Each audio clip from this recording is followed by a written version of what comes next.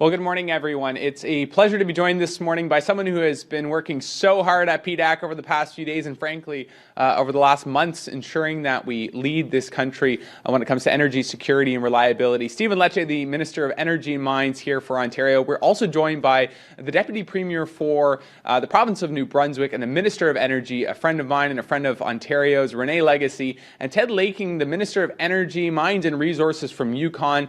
Thank you, Minister, for joining us today. We're also joined by Parliamentary Assistant to the Minister of Energy and Mines, David Smith, a true champion for communities here in Ontario, and I want to acknowledge his leadership as well. Today is a big day. We have joining us virtually Adrian Dix, the Minister of Energy and Climate Solutions from British Columbia. And what he's seen and what we've all seen is that the past few days here in Toronto at PDAC 2026 have been nothing short of extraordinary. You know, Ontario has shown the rest of the world that we are a reliable mining and energy partner, that we're a jurisdiction that is serious about streamlining processes and removing unnecessary barriers while attracting major global investments. We're committed to creating tens of thousands of good-paying jobs for the people of Ontario, and in the process, we are powering our economy with a diverse energy mix. We're using clean nuclear, natural gas, enhancing transmission lines, renewables, bringing a whole range of energy sources to bear to ensure that our grid is secure, stable, and self-reliant. However, we know that the outdated, siloed planning of the past cannot help us meet the growing demand of the future. As global economic uncertainty continues to test and really pressurize industries in Ontario and across Canada, our historic long-term energy plan is focused on building the resilience that we need across this nation to be the most competitive economy in the G7. We're seeing projects that are completed already, which are bringing affordable, secure, reliable energy to industries and homes in every corner of this province. But as Premier Ford has said, he has a vision to build this energy grid faster, bigger, and better than we've ever seen before. That's why, under the leadership of Minister Lecce, we are making progress to unleash Ontario's full potential as an energy superpower. And we're continuing that work every day, as well as with our partners across this nation. It's how we're protecting Ontario and protecting Canada today and for generations to come. With that, we're also positioning all of Canada to be resilient and self-reliant. And with that, I'd like to invite Minister Lecce to the podium to make today's announcement. Thank you, sir. Thank you so much, Sam. Good morning. Good morning. Okay. Thank you all. Good morning, everyone. It's a great honor to be here with Minister Oosterhoff. This man is a bastion of energy, working so hard for all Canadians. I also want to give an esteemed welcome to my colleague, Minister Legacy, who's been a huge advocate for national unity and for nation building. I want to welcome Minister Laking, a gentleman who I worked with many years ago, who now serves the people of Yukon as their minister. And so it's a good honor to be with you today. Look, we just had a great positive week at PDAC. The momentum is in the air, strength on full display as a province. But today, we're talking about building something bigger than any one province. It's about building our country. And we're living through a moment of profound global uncertainty. I think we are grappling with unprecedented geopolitical pressures, including the U.S. trade actions, tariffs designed to undermine our economy to test our resilience. And at the same time, electricity demand is rising at a pace we've never seen before.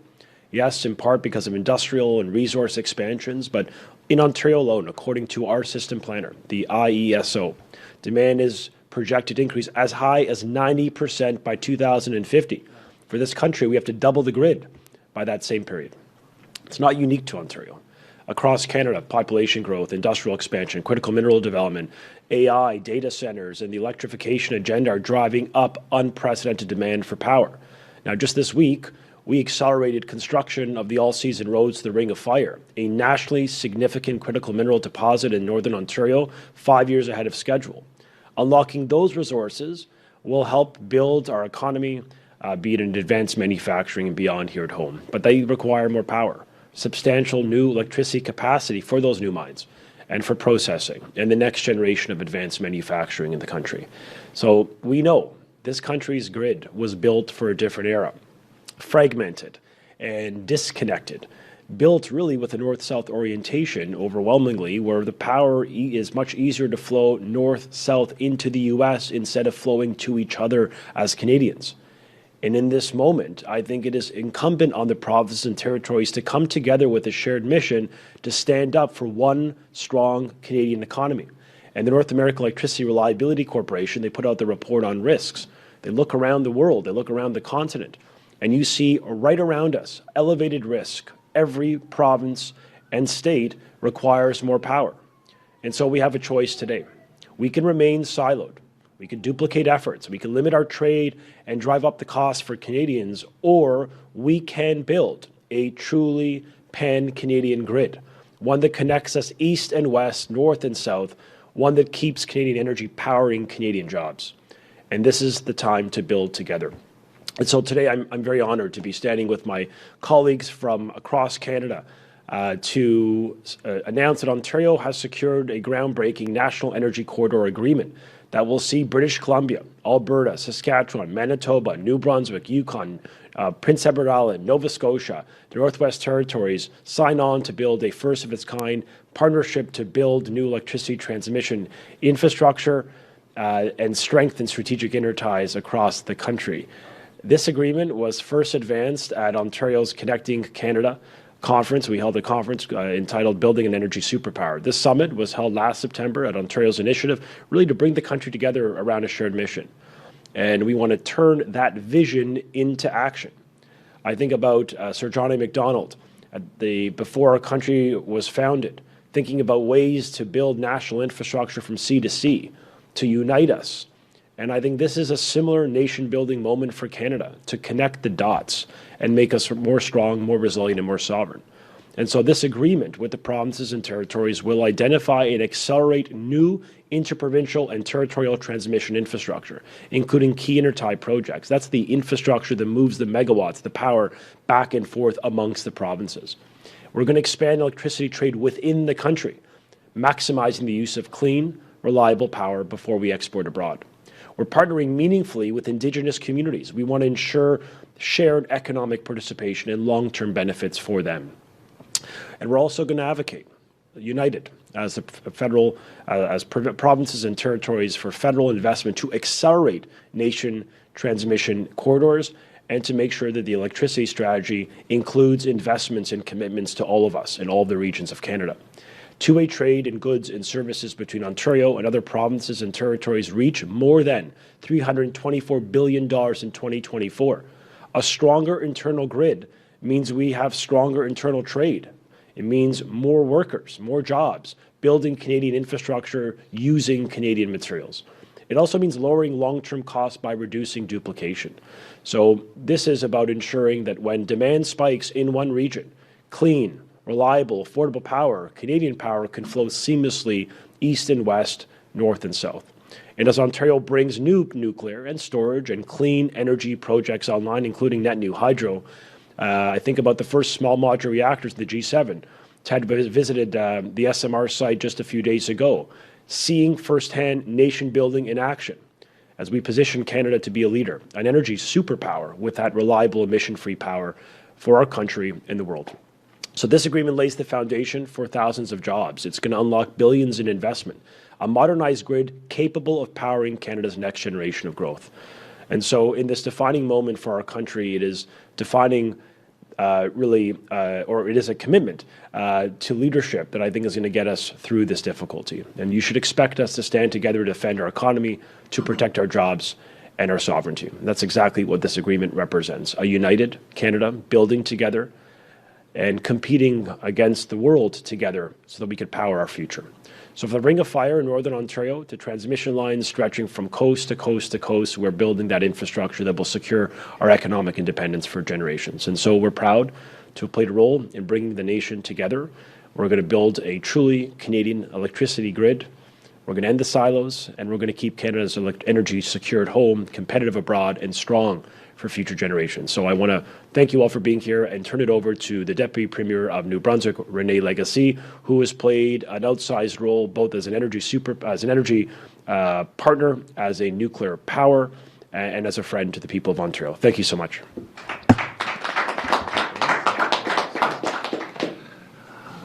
Good morning, and thank you, Minister Lecce, for giving me a chance to provide a few comments this morning. And thank you for your leadership. Minister Lecce brought this file towards the group last year, and as you probably all know, he brings all of his limitless energy and his effort to all these files, and at every time, every chance we had to speak or be together, he was communicating and really working with our colleagues to finalize this. This MOU, when we first were presented with it, was a natural for New Brunswick. New Brunswick's the backstop for energy in Atlantic Canada. We have interties with Nova Scotia, with PEI already. As you know, we announced just recently a $600 million Phase 1 intertie with Nova Scotia, which is a great partnership with Canadian Infrastructure Bank, both First Nations in Nova Scotia and New Brunswick, both governments agreeing to get this tie so we can get clean energy from Nova Scotia and baseload energy from New Brunswick flowing through our provinces. And that project allowed us to have the confidence to announce our Riggs project, which is a 400 megawatt generating station in southern New Brunswick, and Nova Scotia has been able to tie on to that project with a further 100 megawatts that they're asking for, which gives them the opportunity to get 100 megawatts at a really good price point, and allows us to bring down our price points as we're trying to cost the project. Obviously, these agreements are important. We in Atlantic Canada have a problem of scale. A kilometer of transmission line costs the same whether you have 400,000 ratepayers or you have 4 million. So we need to work in partnership. We need our federal partners to be at the table.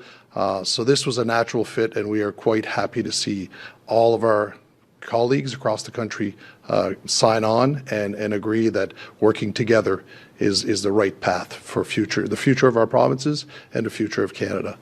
So I thank again Minister Lecce, Mr. Oosterhoff to have me here in Ontario on this great announcement.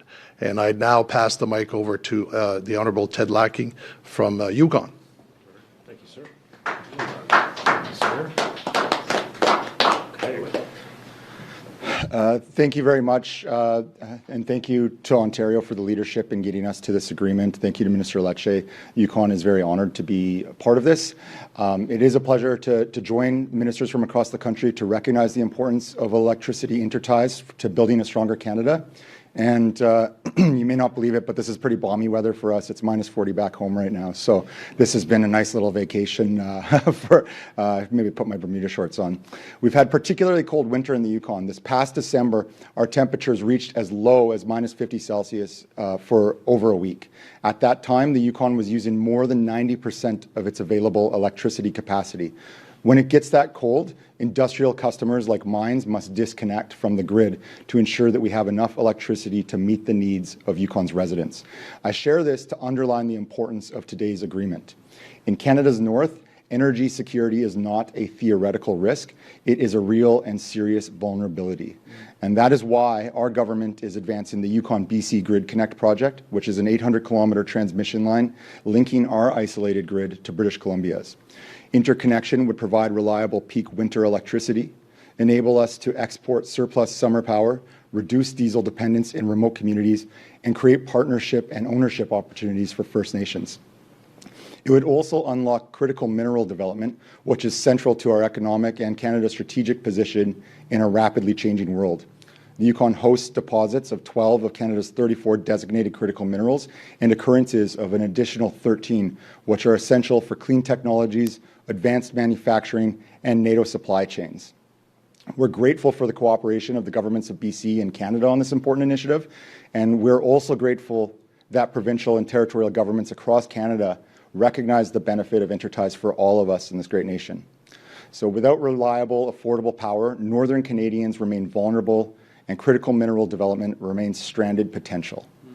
With strong cooperation that delivers reliable electricity across jurisdictions, we can build a stronger Canada together. So thank you for the time to speak today, and I'll pass it back to Minister Lecce. Thank you. Okay. We will now be taking questions from the media. So if you'd like to ask a question, please line up behind me. Please say your name and outlet when you approach the mic. And as a reminder, it'll be one question and one follow-up. Minister, the Quebec government has said in the past that they would not be signing any MOUs that are related to reducing the interprovincial trading barriers. Do they intend to sign on this one? I see that they're not here today. So, the Quebec government has expressed support for this policy. This is something we're working with them on to finalize. We'll respect that they'll sign when they're ready, but we do believe we're in a much better place where Quebec supports the concept of the federal government and the provinces working together to reduce costs and maximize benefits for their ratepayers. As you can appreciate, they will always want me to emphasize, as we would as well in Ontario, that resources are under the provincial competence and jurisdiction under the Constitution. So we want the respect of our competencies. For sure, we agree with Quebec on this. They insist on this. We would accept that premise. But we do believe the feds have a role to play. And we welcome investment and we welcome their leadership. In the meantime, Quebec and Ontario, as you know, we have agreements in place, in fact, actively expanding our interties as we speak. We've got about, of the 13, 11 are with Quebec. And for the first time in a long time over the past 2 years, we've been exporting more power to Quebec than importing, which speaks to Ontario's advantage as a generator of clean power and the challenges around us. That provinces, well-intentioned with hydro capacity and other provinces and territories behind me, they're making investments, but it's hard to keep up given the demand forecast is spiking. Data centers, AI, industry, housing, etc. So that relationship is mutually beneficial for Quebec, for Ontario, and for all Canada. What was missing from your proposal then for them to actually sign on to this instead of just saying that we support it without committing? That would be a question for the government of Quebec. Monsieur Legacy, parlez français? Oui. Je voulais vous demander à peu près la même question. Ça doit être un peu difficile de faire passer de l'électricité de votre province au reste du Canada sans passer par le Québec. Donc, est-ce que ça vous inquiète, leur absence? Non, on a des bonnes discussions avec le Québec. C'est sûr qu'il faut comprendre qu'il y a eu un peu de changement avec la province du Québec des dernières années, surtout avec la sécheresse qui a fait en sorte qu'eux aussi, on a vendu d'énergie au Québec dans les dernières années. On a une ligne de transmission d'à peu près 1000 mégawatts qui se promène entre les deux provinces. Donc, on a une très bonne relation, des bonnes discussions parce qu'on sait qu'ils ont des ambitions autour des éoliennes et ils sont intéressés à discuter encore plus loin sur notre capacité de peut-être grandir le nucléaire pour avoir de l'énergie de base pour être capable de garder le renouvelable. Minister Lecce, we haven't talked about timelines or costs so far. If unless I've missed it in this announcement, how much is it going to cost to build, and how long will it take? Yeah, it's a very important question. So that actually is part of the reason why we wanted to bring a national consensus on energy infrastructure. There wasn't a player, a national government, any government, who was making the case that we need to be getting our system planners to work together on building a strategy that includes costs, timelines, and to have a centralized vision. Right now, our grids we have 13 islands in Canada of grids. They don't speak to each other. They often don't flow power to each other. In the territory's case, it's even more exacerbated. They're microgrids, islands within islands.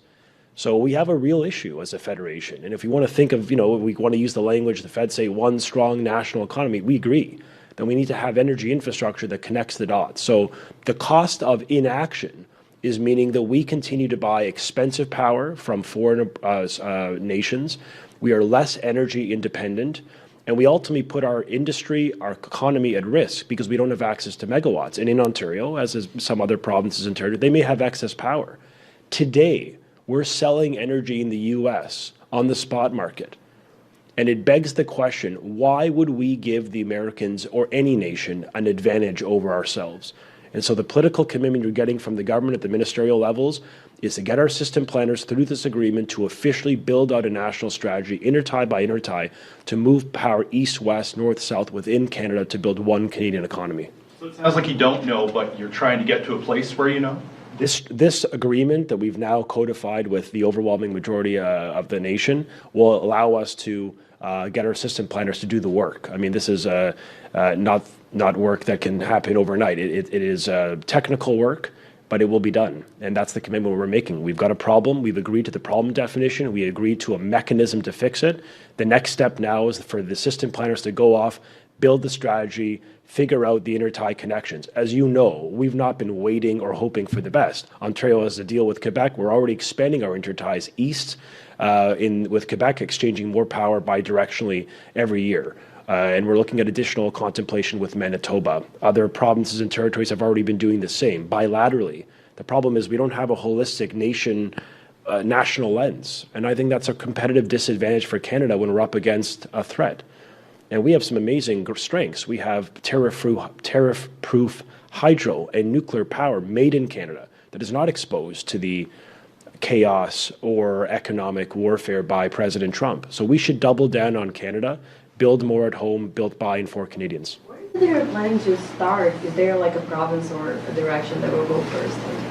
The system planners are going to build out the strategy based on technical, not political imperatives. They're going to look at where are the greatest gaps. We met with the federal minister yesterday, Minister Hodgson.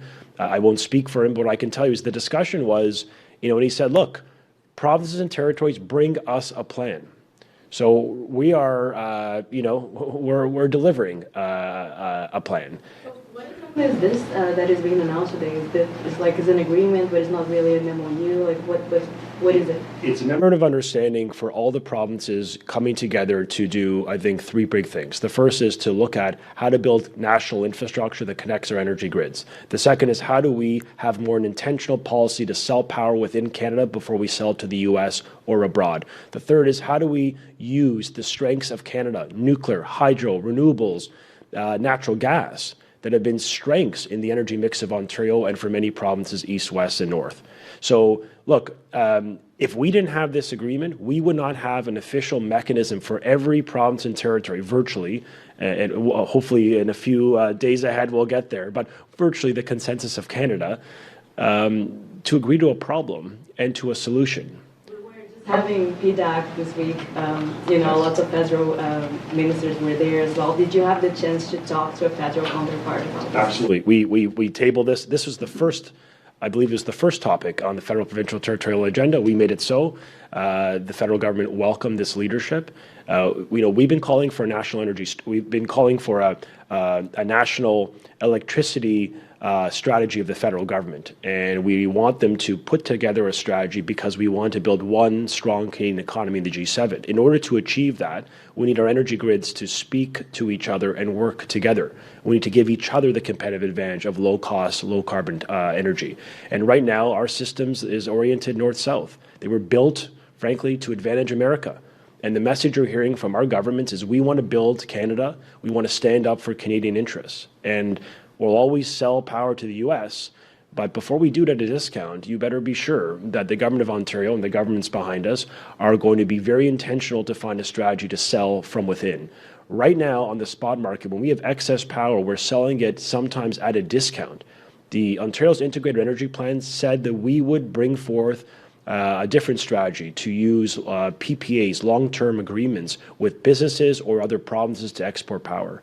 So I want to do more in Canada, and I think that's the thesis of today's announcement. But I would welcome, if there's any other ministers that want to speak on this matter, they can just tap my shoulder here. Are we talking about something being years away or decades?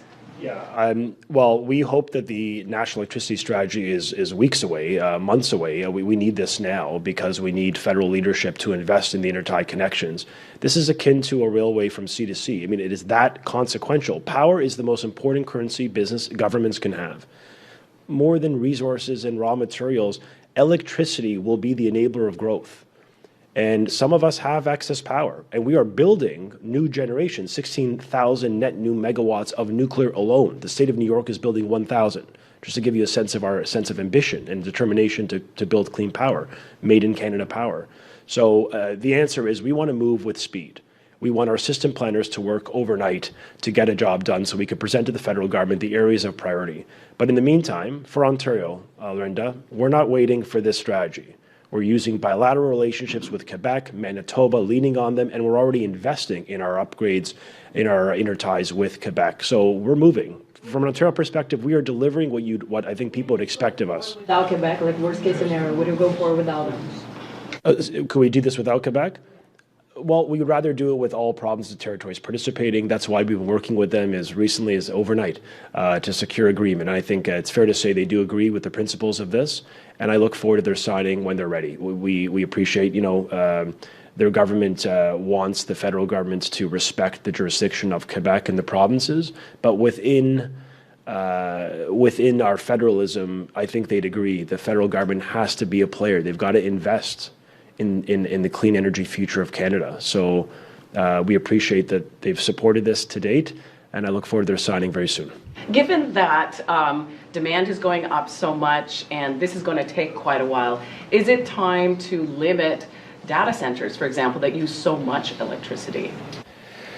Interesting question. I mean, our demand forecast is 65% at the baseline average. 90% is the high that the Independent Electricity Systems Operator is anticipating for growth. We have enough megawatts. I can affirm to the people of Ontario, we have the power for that growth. So at this juncture, we should not be impeding economic development. But as you know, we brought forth Bill 40, Securing Power for Generations Act. In it, included for the first time in Canada, a policy to frankly limit the energy exposure to ratepayers, to families, to seniors of large energy-intensive loads coming on the grid. And I'll give a case study of why we did this. PJM, a very large utility, in Virginia, for example, where it is now the heartland of many data centers. So, they were able to say we attracted billions of dollars, which is great, except their grids, their power, their bills are going out of the roof. So like families are paying the price. So we brought a bill that actually gives the government and gives the cabinet and gives our system operator the power to say no if it's not in the national interest. If the data is not stored in Canada, why would we allow, in the abstract, these investments benefiting from our cold climate, our access to clean water, and of course, affordable energy? So we've put in prohibitions and policies that give us the ability to say yes or no when it's in our interest. We are talking with data centers about behind the metering, meaning they got to look at putting skin in the game, investing in their own electricity for their own generation use. And we're building on regulations. As you know, part of that bill gives us we're now doing the work to figure out what is that policy. We'd be the first to do it. We're ahead of the curve. But I accept the premise that we need to be very sensitive to industrial demand growth.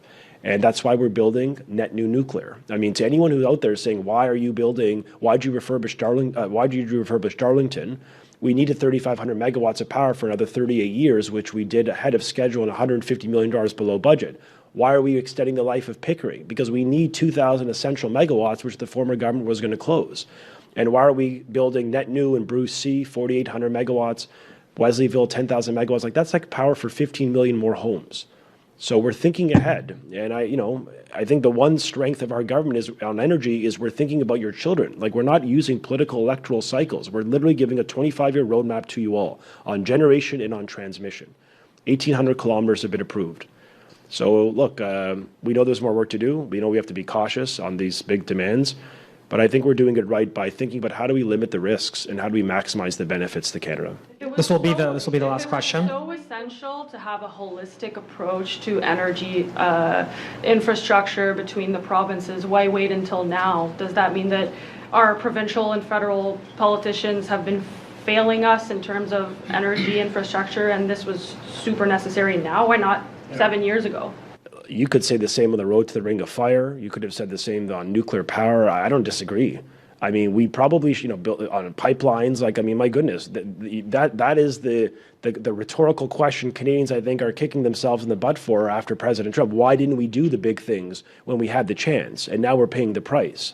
So, I think Ontario, in this respect, we've been building the bilateral interties that have allowed us to avoid the risks. But as Canadians, when we think about doing big things, I think we've limited our own ambitions. We've really denied ourselves the nation building that we ought to have done. So, look, I think Canadians realize in a post-Trump world, we've got to act faster, smarter, and work together as Canadians as one.